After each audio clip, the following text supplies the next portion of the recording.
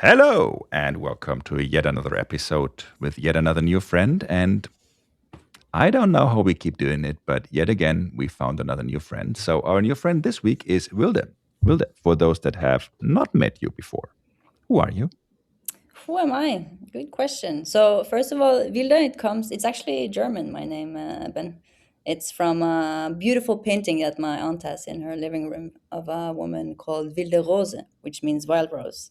So I still have on my list to add it to my name, but I didn't do it yet. Um, 31 years old. I'm a farmer, actually. Come from the middle of Norway, from a city there called Trondheim, which is actually it was the capital of Norway many years ago, and also the main city in the movie Troll, if you have seen that one. But now I'm based in Oslo, and I've been working as a data analyst slash data architect there for the past 6 years. Stay in Berlin among those six, but now I'm back. Now I'm actually moving back home to the farm in not that much time. So that was a bit Nice. about me. I also want to add, because we're launching Call for Speakers soon, that I'm a co-host of Fabric February, which is Mm. I'm going to be bold now, but it's at least the biggest community-driven Microsoft Fabric event in the Nordics and perhaps also in Europe. But there I'm bold. Yeah. I'm going, well, in Europe, it's kind of a question on how you qualify a. You're Mm. definitely the only ones that purely focus on fabric. The Netherlands has the Power BI user days, which is pretty big. Where you could now argue, since Mm. it's Power BI, does that also make Yeah. it a Fabric event? But either way, well, first of all, it's an amazing event. Jess and I will both Thank vouch you. for it since we've been there this Agreed. year. There Thank was you. many And snacks. Many snacks, and it will I'm, be there as well this year. you had us at snacks. The Yeah. the Yeah. other thing I'm going to say that makes this even more impressive is if you compare it to how short this event has been around. Mm. Because it's always like, well, Hmm. we've been doing this for the past 15 years. Well, nobody's been doing any Power BI events for the past 15 years because that wasn't a thing back then. But you're still getting my point. So, no, amazing event. Like and subscribe and submit to that. But Yes. we also have other questions, which you may or may not. Or also, fun fact: I'm pretty sure you are the first person we've had on the show who got named after a painting. Mm. But again, I would have need to double check with all the previous transcriptions. Getting to our first question. What's your favorite data thing? Whew. All right.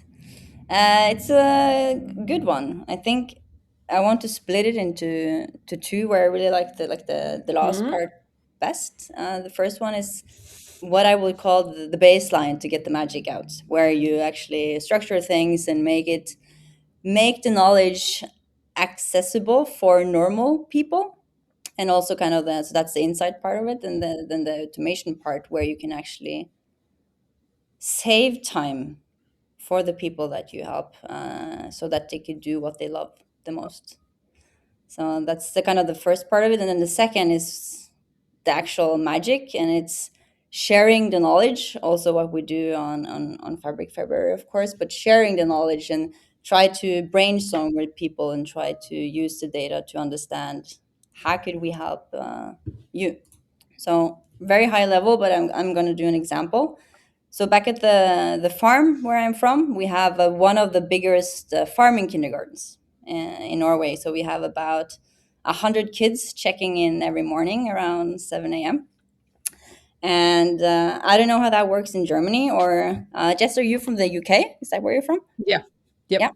I don't know how it works in Germany or UK, but at least in Norway, the government they have something we call the framework plan, which is kind of the constitution for kindergarten life, and it has all the activities that the Mm. kindergarten should do during a year, the values that we share, the responsibility of the staff, and so on, how we cooperate with parents, and as every plan that the government set, it's very ambitious compared to what we see in reality. So the staff really has to balance this documentation burden, because they have to build up this plan, right, and make it into play in the kindergarten every day, versus they have to balance that with the competencies they have.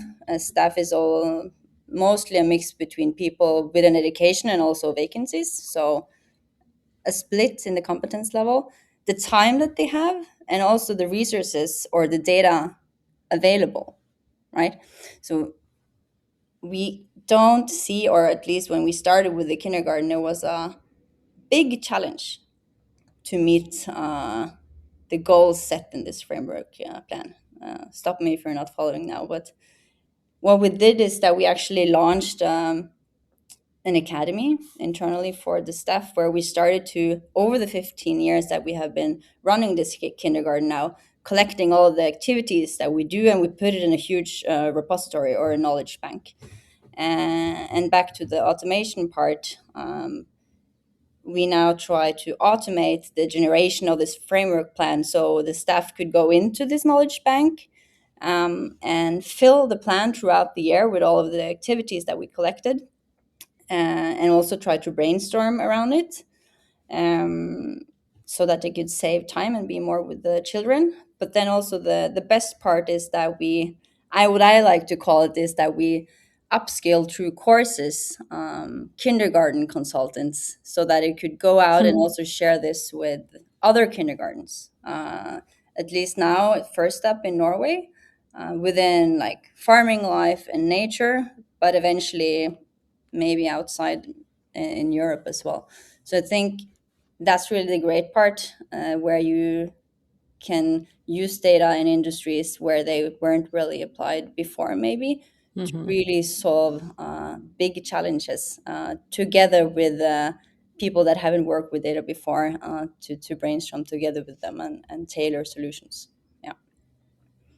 Yeah, Huge super cool. answer. Yeah, no, it's good. Yeah. It's good. So doing something exciting and useful with data. Yeah. Also, Yeah, for sure. to answer your question, no, we do not have such a thing in Germany. It works way different here. I like your approach much better, though I can see how it can be challenging.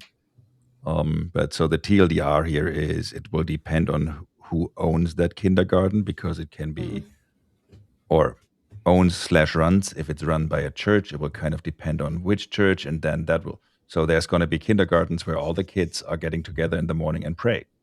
Then there's kindergartens where like, yeah, no, we cannot have that because not all our kids are Catholic. So why would we make our Muslim kids pray, which makes perfect sense.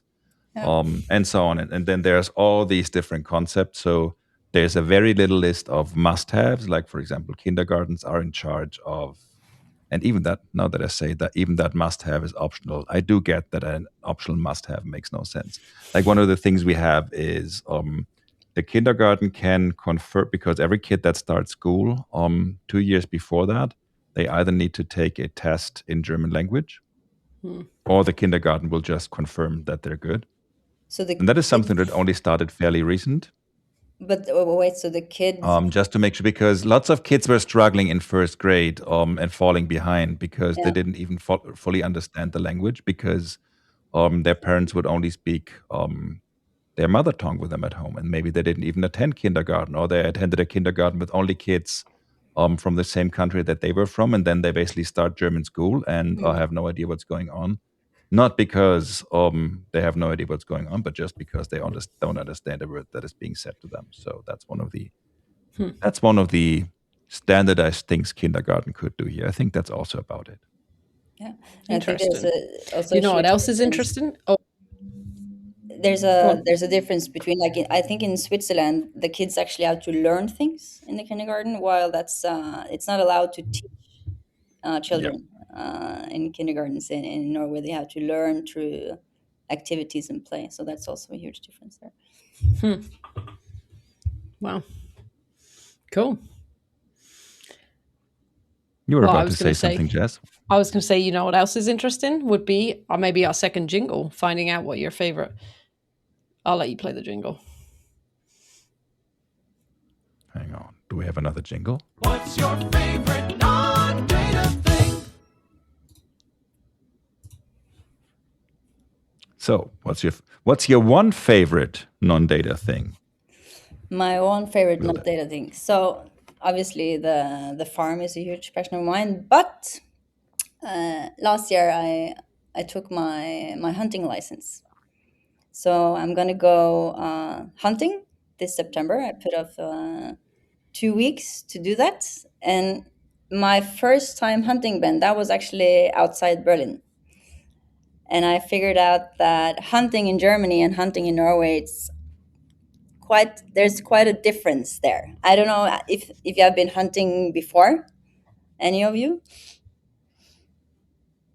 Nope. Nope. Nope. In Germany, as always, there's a structure to it. You meet up at 7 a.m. in the morning. There is an orchestra.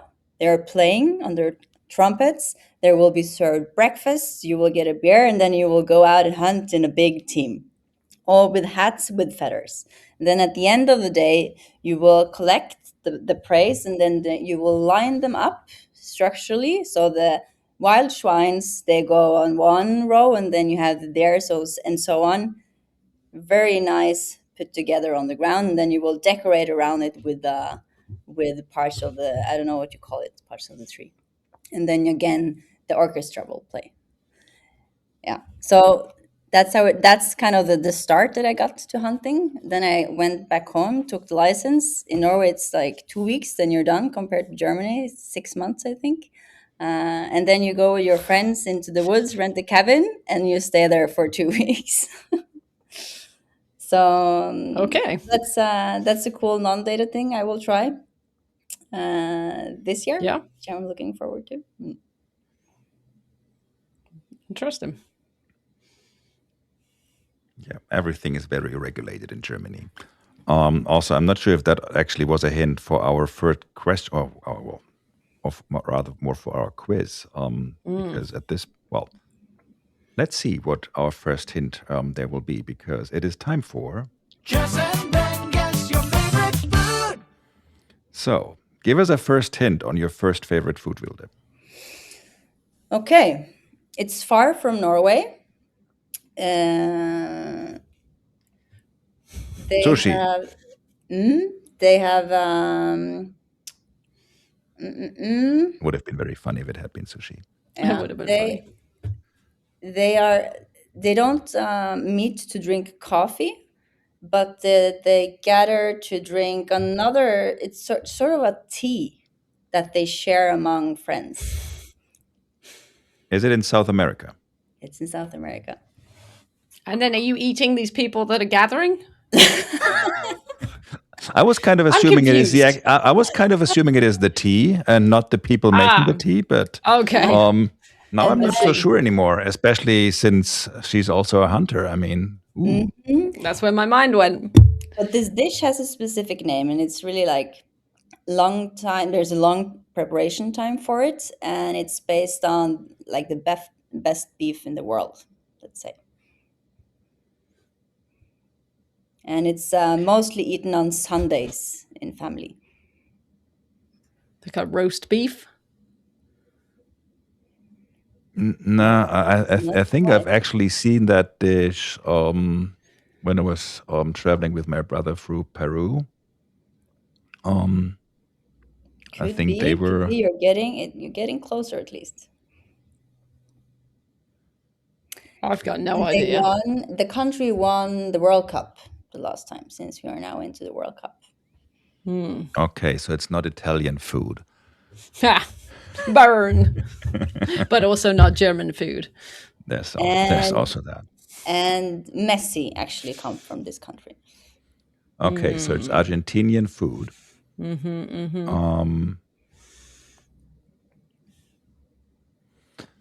Then it's not the food I was thinking about, and but since you said it takes a long time to, because one of the other thing when it also comes to meat down there, which is very similar to what Anna Leticia was talking about recently, basically Brazilian steak, but that doesn't take a long time to prepare, because you take the meat, you put it on the grill, and you're done. It could be that you don't know the name of this though. But I definitely don't know the name, Same. No. So but I'm Tell us. interested in it. okay, have you heard about asado? It's yeah. Argentinian barbecue. Okay, you should definitely check it out. if you're into barbecue, though, of course. So now we had Brazilian barbecue directly followed by Argentinian barbecue. I have Yeah, no idea let's what's going to go. happen next week, but I'm going to say Peruvian barbecue Yeah. just because. That needs to be your guess on our next week's podcast. Whatever the person says, just guess Peruvian barbecue. And how funny would it be if their favorite food is actually... I just took a look at who the next guest will be. Are they from Peru? They are not, and I would be Okay. highly surprised if that's their answer. But it's not Well, impossible. we'll have to find out. Correct. I mean, I can still talk Like and them into it. subscribe. There is that. Which also reminds me that we're also at time for this episode. So I can now think about a strategy of convincing our next guest to give Peruvian barbecue as their answer. Perfect.